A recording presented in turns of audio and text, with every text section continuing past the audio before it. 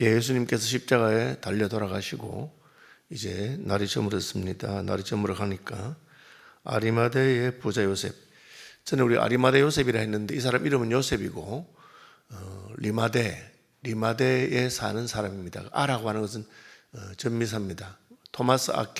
접두사입니다. 토마스 아켐피스 하면 캠피스에 사는 토마스란 뜻이고 잔 더 아크라 하면 아크에 사는 잔입니다. 그래서 어느 지역에 사는 누구 하는 것이죠. 예를 들어서 저희 고향은 군위군 효령면인데 효령댁 누구 하는 것 같습니다. 그래서 요셉이라고 하는 이 사람이 리마대는 구약 성경에 보면은 라마다임 소임이라는 그 라마다임하고 같은 지명으로 보입니다. 오늘 라마다 호텔 할 때 라마다가 그 지명에서 온 것처럼 보입니다. 이 아리마대의 부자 요셉이라는 사람이 왔는데 그도 예수님의 제자라고 되어 있습니다. 다른 성경을 비교해 보면 아리마대 사람 요셉은 예수님의 제자였지만 그는 자신의 믿음을 잘 드러내지 않는 사람이었습니다. 아리마대 사람 요셉이 예수의 제자나 유대인을 두려워하여 은휘하더니 19장 38절 그렇게 되어 있습니다. 숨어있고 자신을 잘 드러내지 않았습니다. 자기 마음으로만 예수님을 믿고 존경하고 따랐던 것 같습니다. 그런데 예수님이 억울하게 누명을 쓰고 십자가에서 공개 처형을 당하셨습니다. 그는 더 이상 자신의 신앙을 숨기거나 마치 없었던 일처럼 하기를 원치 않았습니다. 살아계실 때도 몰래 섬겼는데 이제 돌아가셨잖아요. 그러니까 마치 자기는 신앙을 가진 적이 없었던 것처럼 시치미를 뚝 떼고 그렇게 있지 아니하고 그는 오히려 예수님께서 돌아가시자 그는 빌라도에게 가서 예수님의 시신을 달라 장례를 해야 되겠다 그렇게 말합니다. 예수님을 따르던 사람이 그렇게 많았는데 예수님이 돌아가니까 마치 예수님은 무연고 시신처럼 아무도 그 시신을 찾아서 장례하겠다는 사람이 없었습니다. 그런데 이 요셉이 드디어 나왔습니다. 때로 우리는 자신의 신앙이 드러나야 되는 그런 상황을 당할 때가 있습니다. 평소에는 그냥 침묵하고 가만히 있어서 그 사람이 진짜 믿음이 있는가 잘 몰랐는데 결정적인 순간이 되니까 자신의 신앙을 드러내고 그리고 예수님의 시신을 장례하는 그런 사람이 바로 요셉입니다. 리마대 사람 요셉이었습니다. 예수님이 이제 죽으시고 요셉에 의해서 무덤에 장사되게 됩니다. 장례라고 하는 것은 우리가 사도신경 신앙고백에서 장사되었다가 하는 말이 나옵니다. 본디오 빌라도에게 고난을 받아서 십자가에 달려 죽으시고 장사되었다가 하는 말이 나옵니다. 이 장사라고 하는 것은 이제 공식적으로 그의 생애가 끝났다는 것을 말하는 것입니다. 장례식이 끝나면 그는 더 이상 이제 이 땅에 없는 사람이 됩니다. 아리마대 요셉은 예수님의 장례를 준비하여 자신의 새 무덤에 예수님을 안치하게 됩니다.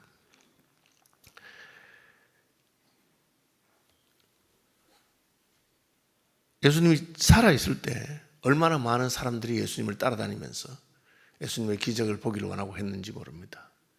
그런데 막상 죽으니까 그들은 다 어디로 갔는지 모릅니다. 참된 신앙은 이때에 드러난 겁니다. 어제 우리가 성금요일 예수님의 죽음을 위한 성금요일 예배를 드렸고 오늘이죠. 오늘이 이제 예수님은 무덤 속에 계시고 이제 그분은 죽으시고 장사되었습니다. 이때 우리의 태도를 보면 주님을 향한 우리의 믿음이 어땠는가 하는 것이 드러납니다. 옛말에 정성집 개가 죽으면 문상객이 끝을 이어지만 정성이 죽으면 아무도 찾아오지 않는다 그런 말도 있습니다. 예수님 죽었기 때문에 더 이상 우리에게 뭘 해줄 수 있는 그런 상황이 아니다. 이제 끝났다 그렇게. 심지어 예수님의 제자들조차도 예수님이 죽으신 다음에 낙심하고 슬픔 가운데 있으면서 그냥 그동안 3년 반의 배움과 가르침에 대해서 까마득하게 잊어버리고 있었습니다. 예수님이 당신의 죽음에 대해서 말씀하지 않은 것이 아닙니다. 인자가 온 것은 섬김을 받으려 함이 아니라 섬기려 하고 도리어 자기 목숨을 많은 사람의 대속물로 주려 한다. 죽은 지 사흘 만에 다시 살아날 것을 미리 말씀하셨습니다. 그때는 그냥 예수님 살아계시니까 무심히 들었는지 막상 예수님 돌아가셨을 때는 어떻게 해야 될지를 아무것도 모르는 그런 형편에 이 숨어있던 제자 요셉, 리마대 사람 요셉은 담대히 빌라도에게 가서 예수님의 시신을 달라 그렇게 말했습니다. 아무도 찾는 사람이 없었기 때문에 그냥 달아놓으면 행정적으로 그 시신을 처리해야 되는 그런 일이 있으니까 달라고 하니까 주었습니다. 그는 공회원이라고 되어 있습니다. 이 공회원이라는 것은 사내들인 70인 회의의 공회원으로서 오늘날로 말하면 국회의원과 같은 자리입니다. 그는 부자였고 공회의원이었고 사회적인 영향력이 큰 사람이었습니다. 그는 자신의 신앙을 겉으로 잘 드러내지 않았습니다. 예수님이 살아계실 때는 몰래 따르는 저자였는데 막상 예수님이 돌아가시고 나니까 그는 자기의 신앙을 드러내면서 예수님의 시신을 가져와서 세마포 옷으로 예수님을 사고 자기의 무덤에 안치합니다. 이 세마포, 깨끗한 세마포로 되어 있는데 우리는 조금 전에 로마 군인들이 예수님의 옷을 찢어서 나누어 가지고 속옷은 통으로 제비 뽑아서 한 것을 알 수 있습니다.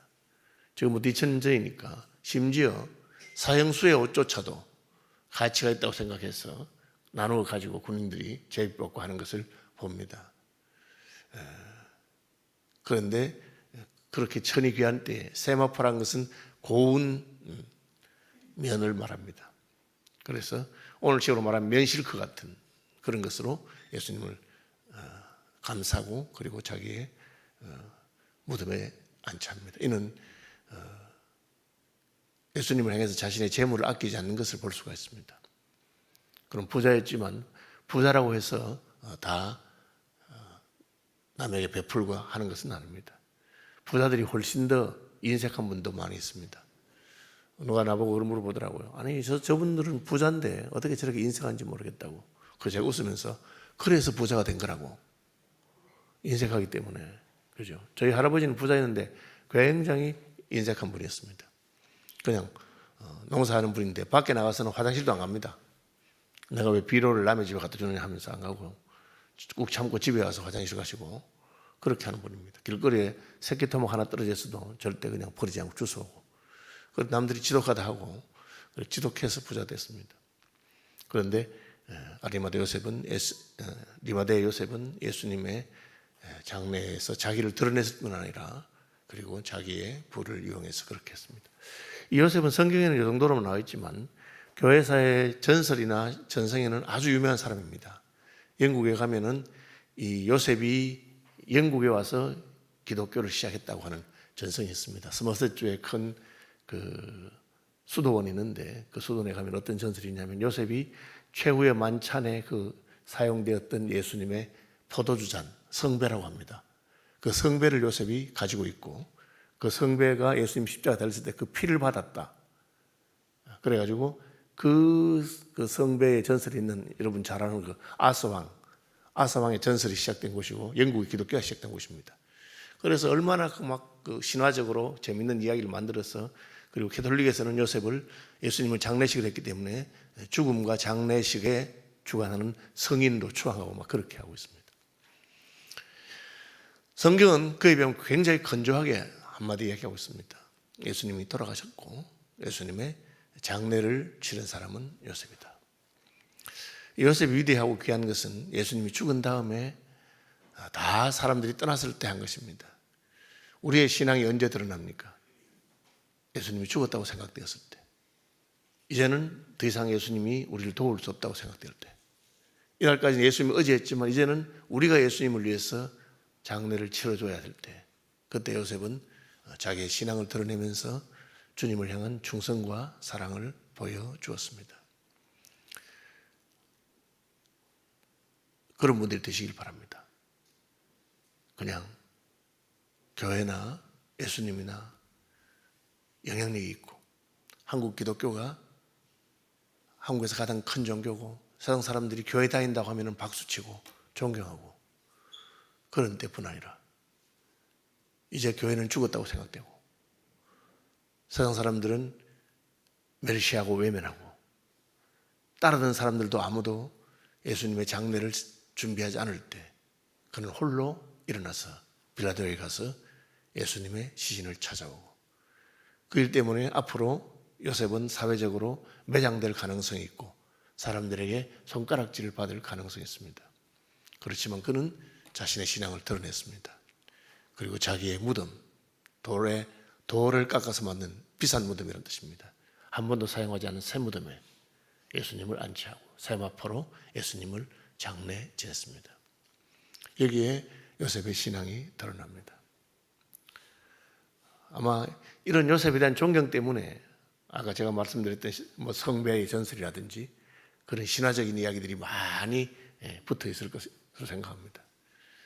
여러분, 요셉이 그 후에 무슨 성배를 가져갔다든지 무슨 영국에 가서 영국 기독교에 시조되었다든지 그런 것이 전혀 없어도 관계없습니다. 성경이 말한 것처럼 그는 예수님의 죽음 이후에 목자를 치리니 양의 떼가 흩어진다고 한 것처럼 제자들도 떠나고 엠마오 마을로 가던 제자들이 낙심 중에 있었던 것을 우리는 알고 있습니다. 그런 중에서도 마땅히 해야 될 일을 했습니다. 사람이 죽었으면 장례를 해야 되고 누군가는 그 일을 해야 됩니다. 예수님 죽어버리면 어떻게 하는 거예요? 우리가 당신을 믿고 따랐는데 죽어버리면 어떻게 하는 거예요? 그렇게 예수님을 원망하거나 좌절하지 않았습니다. 그는 끝까지 예수님의 제자로서 자신의 일을 한 사람입니다. 두 번째는 뭡니까? 예수님의 무덤을 지켜본 여자들이 있습니다.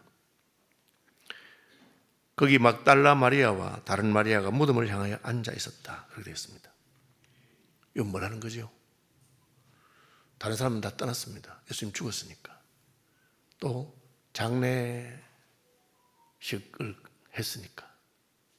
그리고 내일은 안식일입니다. 다 돌아가서 안식일 준비해야 되고 그렇습니다. 그런데 이 두 여인들은 끝까지 예수님 무덤을 바라보고 있습니다. 남자가 강한 게 아닙니다. 사랑하는 사람이 강한 것입니다. 여자는 약해도 어머니는 강하다. 왜 그렇습니까? 자식을 향한 사랑이 있기 때문에 그렇죠. 신앙도 마찬가지입니다. 힘이 세고 강해 보인다고 해서 그 사람이 더 주님을 향한 신앙, 신뢰를 변함없이 지키는 것이 아닙니다.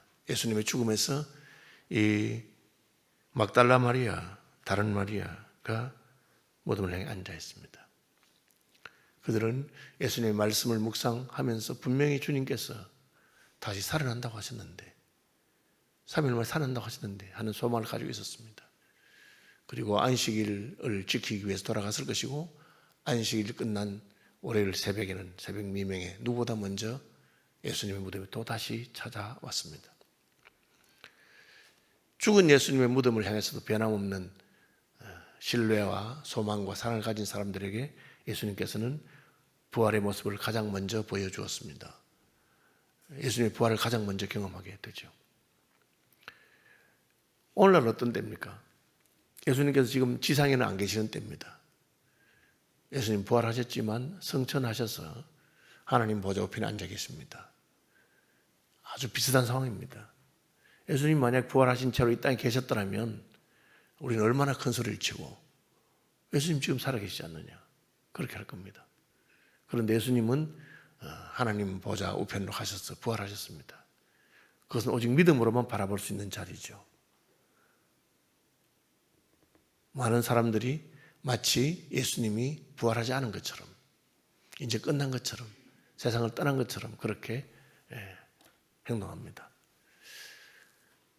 예수님께서는 자신이 아버지께로 간 것을 놓고 먼 나라에 왕위를 받으러 가서 오래 있다가 온다고 그렇게 말씀하십니다. 이때가 바로 마치 예수님이 죽음과 부활 사이에 그 절망과 좌절의 시간을 믿음으로 견딘 사람들의 시간입니다. 아리마대 요셉은 자신이 할 일을 묵묵히 했고 막달라 마리아와 다른 마리아도 예수님 돌아가셨지만 그분의 무덤을 향하여 변함없는 사랑과 소망의 시선을 보여준 것입니다.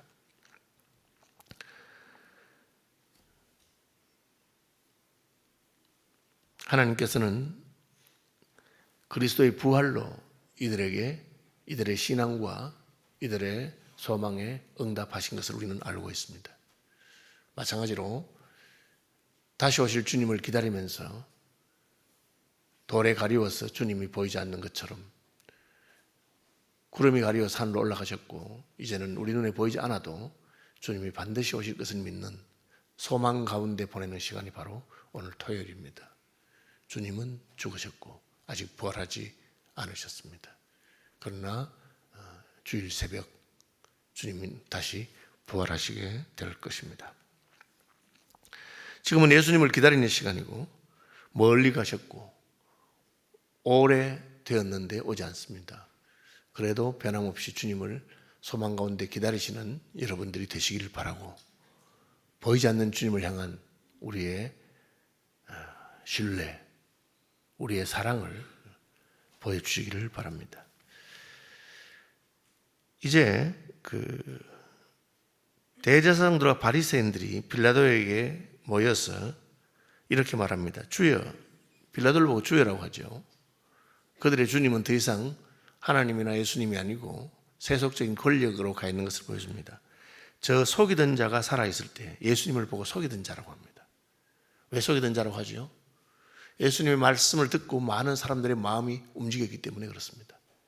심지어 예수님을 정탐하러 보냈던 자기 하인들도 그 사람처럼 말하는 사람이 없었다고, 말씀하는 것이 권세가 있고 달랐다고 그렇게 말했습니다. 그러니까 그분의 말에 무슨 특별한 것이 있는가 하고 자기들이 들어간 것이 아니고 아예 저놈이 사람을 속이고 미혹한다, 그렇게 정죄했습니다. 성경은 누가 속이는 자라고 했습니까? 사탄이 아담과 하와를 속이는 자였고, 그리고 유대 바리새인들이나 외식하는 자들이나 종교 지도자를 향해서 너희 아비가 바로 마귀라고, 사탄이라고 그렇게 말했습니다. 사실은 자신들이 속이는 자이죠. 너무나 안타깝게도 자기들이 사실을 외면하고 예수님의 가르침이 하나님께로부터 온 것이기 때문에 우리의 마음을 움직이는 것이라 생각하지 않고 미혹한다, 속인다, 그렇게 말합니다. 스데반이 순교하기 전에 설교했을 때 스데반의 설교를 들은 사람들의 마음이 찔림이 왔습니다. 그럼 그 찔림을 받았으면 변화되어야 되는데 그들은 귀를 막고 스데반을 때려 죽였습니다. 저놈이 우리 종교를 무너뜨리는 자다, 저놈이 우리의 지위를 흔든다, 그렇게 생각한 것이죠. 그러면서 속이던 자가 말하되 내가 사흘 후에 다시 살아나리라 한 것을 우리가 기억한다. 여러분, 대제사장들과 바리새인들조차도 예수님이 사흘 만에 다시 살아난다고 말한 것을 기억하고 있습니다. 그런데 예수님의 제자들은 어떠합니까? 그 말을 까마득하게 잊고 있습니다. 주님이 죽으시고 장사되어서 그야말로 낭망되는 상황에서 우리를 지켜주는 것은 무엇입니까? 그분의 말씀입니다. 그분의 약속의 말씀. 내가 사흘 만에 다시 살아날 것이다. 그 약속의 말씀을 붙들고 있다면 우리는 무덤을 지켜볼 수 있는 자요, 예수님의 장례를 담담히 예비하고 마땅히 우리가 할 일을 할 수 있는 것입니다. 바리새인들과 대제사장들은 예수님의 말이 거짓말이라고 하면서, 거짓말이기 때문에 제자들이 예수님의 시체를 훔쳐가서 예수님이 살아났다고 거짓말할 거라고. 성경은 뭐라고 합니까? 예수님의 제자들은 전혀 그런 준비가 되어 있지 않습니다. 예수님이 죽었다고 하니까 엠마올로 가던 자들의 입에서 나온 말처럼 우리는 그분이 하나님의 아들인 줄 알았는데 죽어버렸어요 하고 낭패와 실망과 낙심 가운데 있었던 것을 보여줍니다. 그것이 현실이었습니다. 그런데 오히려 예수님을 죽인 자들이 혹시라도 부활하면 어떻게 할까 해서 예수님의 무덤을 지키는 것을 보게 됩니다. 그리고 그들의 불길한 예감대로 예수님 다시 살아났습니다. 그들은 무덤 밖에 돌로 임봉하고 무덤을 굳게 지켰습니다. 그러나 그들이 지킬 수 없는 곳이 있습니다. 무덤 안입니다. 무덤 안에는 예수님께서 다시 살아나셨고 하늘 위입니다. 하늘 위에서는 하나님께서 천사들을 보내서 부활하신 예수님을 영접하고 환영하고 돌문을 옮기도록 하신 것을 기억하시기를 바랍니다. 눈에 보이는 것, 내가 생각하는 것에 머무르지 마시고 예수님의 약속하신 말씀을 붙드는 분들이 되시기를 바랍니다. 그가 살아있을 때 3일 만에 다시 살아난다고 말했습니다. 바리새인들도 알고 대사장들도 알고 있습니다. 그것을 믿음으로 붙드는 자가 참된 제자입니다. 예수님께서 40일 동안 부활하신 후에 계시면서 하나님 나라 일을 말씀하시고 자신의 부활을 증거하시고 너희가 너희 눈앞에서 하늘로 올리워 가신 예수는 너희가 본 그대로 다시 오신다고 말씀했습니다. 주님의 재림의 소망을 흔들리지 않는, 그래서 눈에 보이지 않는 예수님을 끝까지 신뢰하고 믿어주고 주님의 일에 힘쓰는 저와 여러분 되시기를 축복합니다.